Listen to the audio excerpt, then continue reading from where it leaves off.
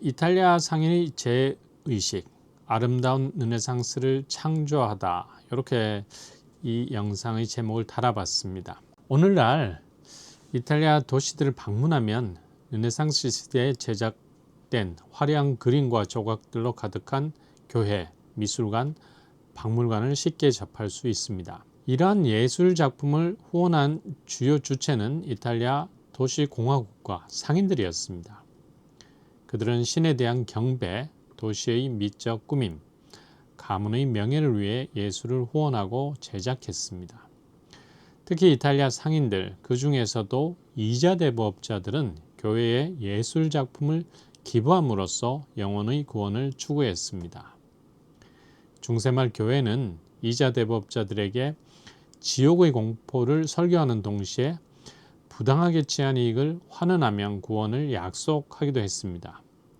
돈과 구원을 모두 얻고자 했던 이자 대부업자들의 절박한 욕망이 결과적으로 교회를 눈부시게 장식하는 르네상스 미술을 낳은 셈입니다. 이러한 내용을 알기 위해서는 우선적으로 우리가 살펴봐야 되는 내용 중에 하나가 중세말 지옥도에 변화가 있었다는 사실입니다. 교회는 12세기 이후부터 이자 대부업자에 대한 탄압을 본격화했습니다. 세속 당국도 이에 협력하며 13세기 동안 프랑스와 영국 왕실은 이자 대부업자를 대규모 추방하는 조치를 단행했습니다. 13세기 말 이후 교회는 이자 대부업자를 단죄하기 위해 지옥의 형벌을 시각적으로 묘사한 지옥도를 적극적으로 활용하기 시작했습니다. 이러한 흐름 속에서 중세말 지옥도의 제작 빈도와 정교함이 눈에 띄게 증가했습니다. 지옥도는 일반적으로 최후의 심판의 일부로 구성되며 주로 교회의 정문 위에 있는 팀파눔에 조각되거나 교회 내부 벽면에 벽화 형식으로 그려졌습니다. 최후의 심판 도상은 비잔티움 제국에서 먼저 발전했고 이후 서유럽에 큰 영향을 끼쳤습니다. 11세기 후반에 제작된 것으로 알려진 현재 파리 국립도서관에서 소장된 비잔티움 제국의 최후의 심판은 13세기 서유럽의 유사한 도상 구성의 기준이 되었습니다. 특히 베네치아 인근에 있는 토르첼로 섬입니다. 토르첼로 섬에 있는 산타 마리아 승천 대성당의 모자이크로 장식된 최후의 심판은 비잔티움 양식의 특징을 뚜렷하게 보여줍니다. 이 지옥 장면은 다음과 같습니다. 상층에는 날개 달린 천사 2명이 창으로 저주받은 영혼을 지옥으로 몰아넣고 있고 그 옆에서는 지옥의 마왕 루시퍼가 유다를 품에 안고 있습니다. 그 아래에는 3개의 방이 배치되어 있으며 첫 번째 방에서는 3명의 죄인들이 불 속에서 고통받고 두 번째 방에는 4명의 죄인이 있으며 세 번째 방은 어둡게 표현되어 형태를 명확히 구분할 수 없습니다. 하단부 역시 3개의 방으로 구성되는데 그중 하나에는 해골이 있고 해골 안에서 벌레가 기어나오는 등 혐오적 형벌의 이미지가 묘사되어 있습니다. 토르첼로의 지옥도에 등장하는 벌거벗은 죄인들은 불과 벌레들에 시달리고 있으나 현세에서 지은 죄의 유형에 따른 차별화된 형벌은 명확하게 구분되지 않습니다. 그러나 중세 말에 접어들면서 최후의 심판에 포함된 지옥도는 7제종에 따라 죄인을 분류하고 죄의 성격에 맞는 형벌을 구체적으로 표현하기 시작했습니다. 이 개념은 7세기 초 교황 그레고리우스에 의해서 체계화된 것으로 교만, 질투, 분노, 나태, 탐욕, 식탐, 음욕이 대표적인 대제로 여겨졌습니다. 중세 후반까지는 이중 교만이 가장 무거운 죄로 여겨졌습니다. 이러한 죄의 위계에 따라 지옥 공간을 구조화한 대표적인 사례가 1340년대 부팔마코가 피사의 camposanto 묘지 건물에 그린 지옥도입니다. 이 작품에서는 지옥은 4개의 층으로 나뉘며 가장 위층에는 교만의 죄를 지은 죄인들이 배치되어 처벌받고 있습니다. 지옥도의 하단에는 다음과 같은 경고 문구가 새겨져 있습니다. 이 세상의 인간들아, 이곳에 사는 동안 항상 미덕을 행할 것을 생각하라. 7죄를 짓고 죽는 자들은 이와 같은 지옥의 형벌을 받게 되리라.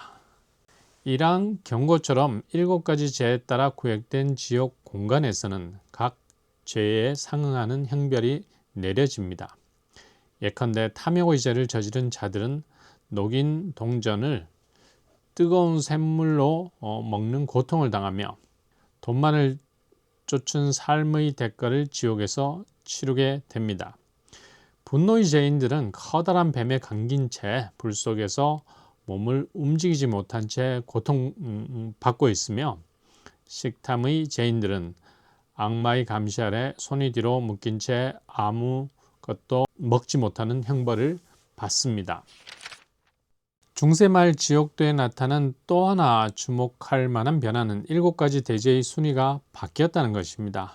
전통적으로 7가지 죄 중에 교만이 제일의 죄였습니다. 교만은 오랫동안 모든 죄의 뿌리였고, 루시퍼가 타락하여 지옥의 심연으로 떨어지게 만든 죄도 교만이었습니다. 하지만 시간이 흐르면서 탐욕이 교만을 제치고 제일의 악덕 자리를 차지하게 되었습니다. 여러 역사가는 교만 대신 탐욕을 제일의 악덕으로 간주하기 시작한 시대는 대략 12~3세기였다고 해석합니다.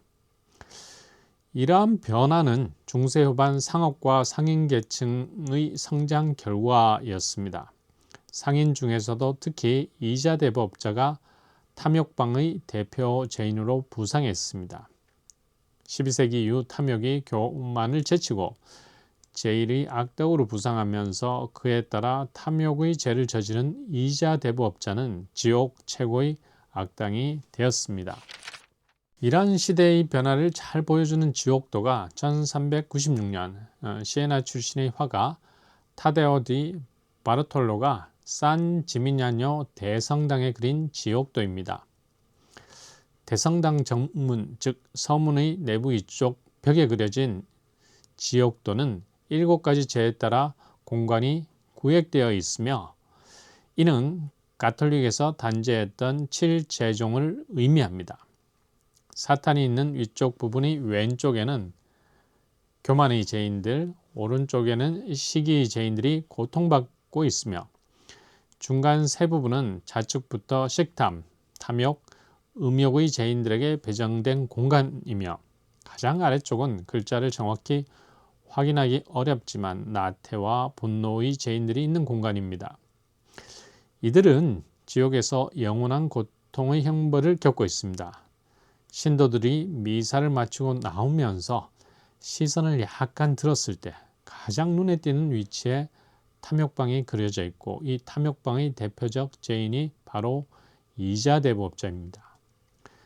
누워있는 이자 대부업자의 가슴을 악마가 발로 짓누르고 있고, 이자 대부업자는 고통스러운 표정을 지으면서 입으로 돈을 토해내고 있습니다.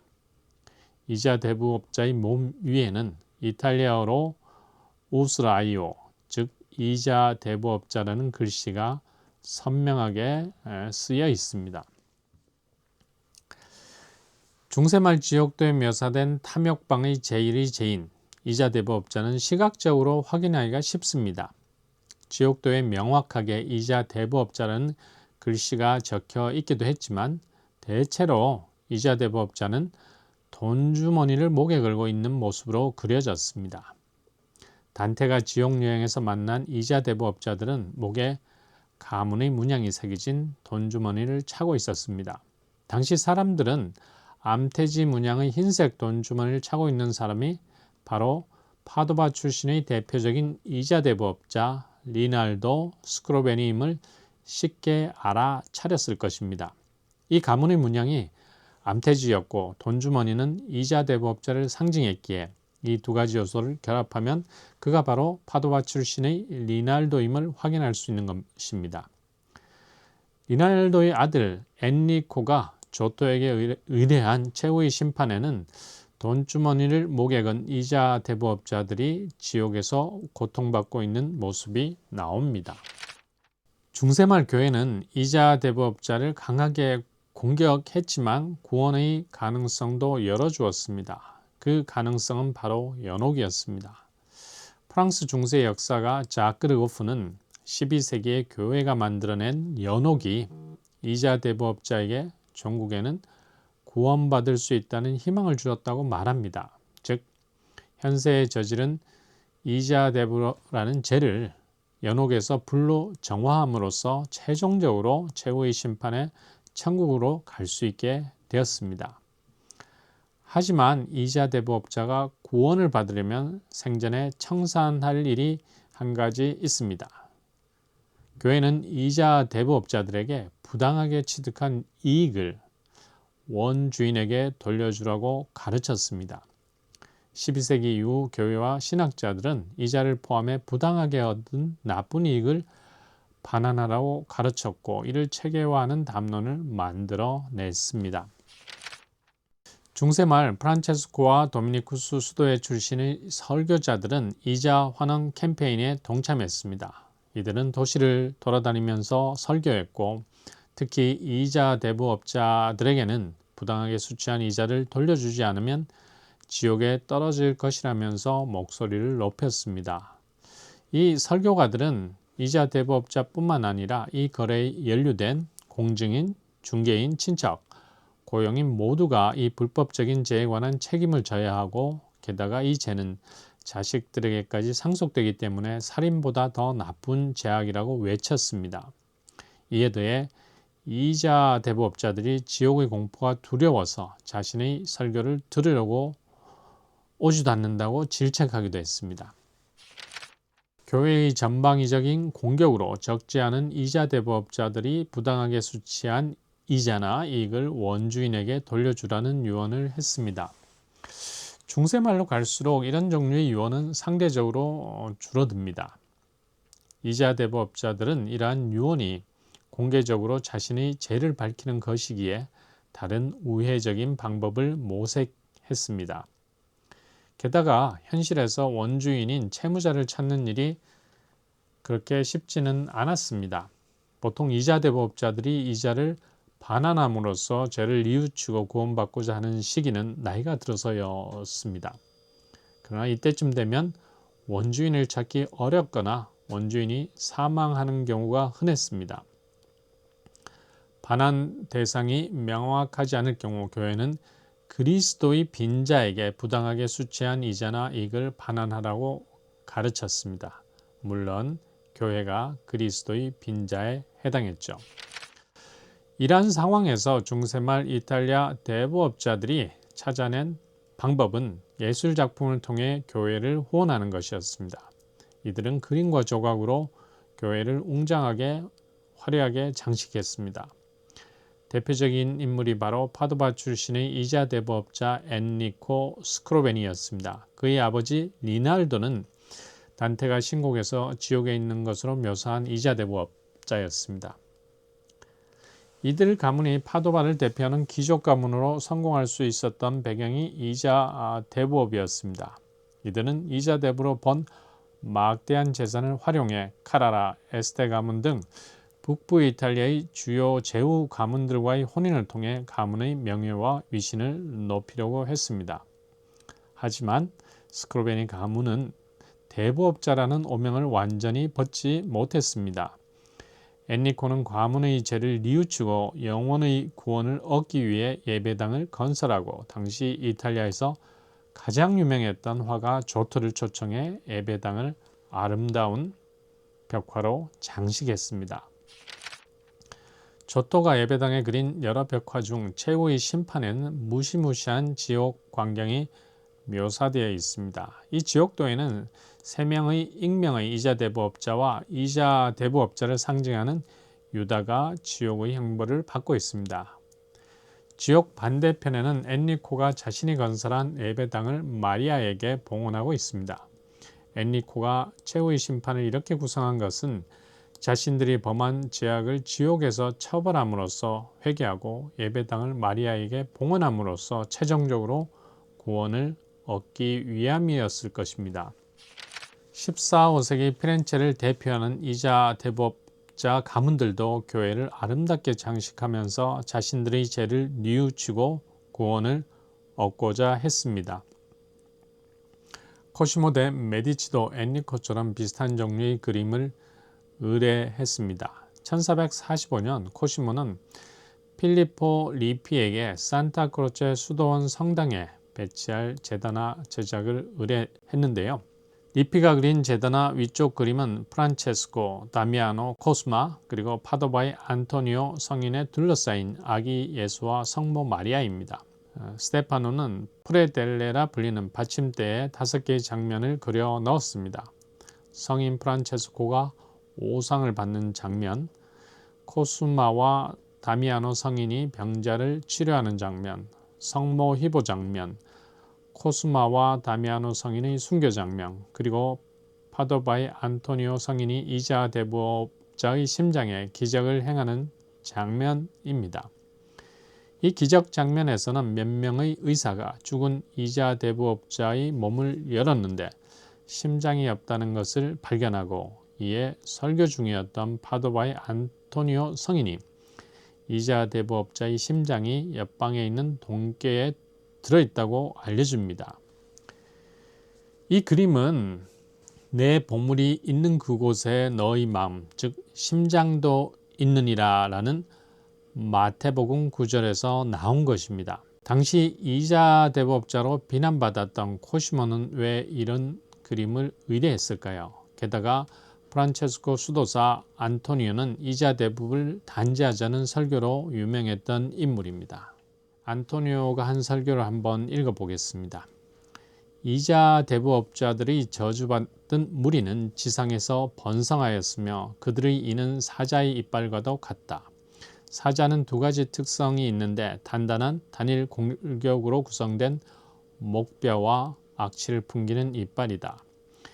이자 대부업자 역시 완고하여 신을 두려워하지 않고 인간을 존중하지 않는다. 그의 이에서 풍기는 악취는 화폐의 오염성과 이자 대부업으로 인한 부정한 이익이 그의 입에 늘 머물러 있기 때문이다. 그의 어금니는 사자새끼 이빨처럼 가난한 자들, 고아들, 과부들의 재산을 움켜쥐고는 이를 씻고 삼켜버리는 탐욕의 상징이다. 이자 대부업자는 하나님의 교회라는 포도원을 황폐하게 만들며 그 소유물을 담보로 삼아 점유함으로써 교회의 재산을 침해한다.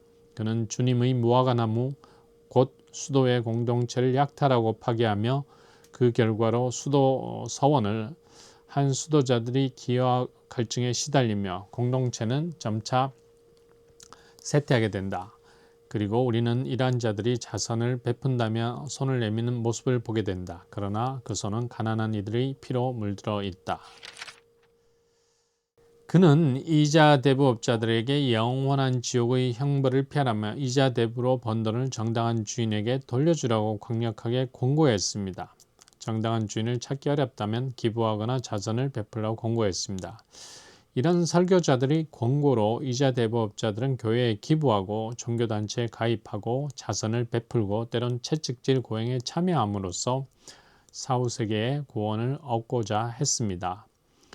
이자 대부업자 입장에서 교회에 기부하고 교회를 아름다운 그림으로 장식하는 행위는 여러 효과가 있었습니다.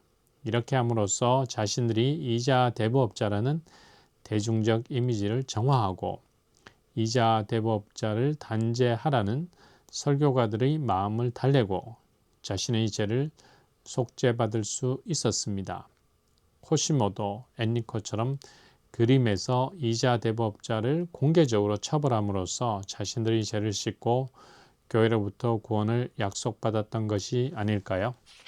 중세 말 이탈리아 이자 대부업자들은 구원을 얻기 위한 속죄의 방편으로 교회에 예술작품을 기부하고 장식했습니다. 교회는 이자 대부를 중재로 관주하며 지옥도 속 탐욕방의 중심 죄인으로 시각화했고 이들은 연옥과 자선 행위를 통해 구원의 가능성을 모색했습니다. 중세 말 설교가들은 이자 대부업자들의 죄를 낱낱이 고발하며 부당하게 번 이익이나 이자의 환원 또는 기부를 통해 영원을 구제받을 수 있다고 강조했습니다. 이에 따라 이자 대부업자들은 자신의 부를 종교 미술 후원으로 전환하며 사회적 이미지 회복과 영적 구원을 동시에 추구했습니다. 그런 맥락에서 이탈리아 르네상스의 눈부신 회화는 죄와 구원이라는 종교적 긴장 속에서 탄생한 결과이기도 합니다.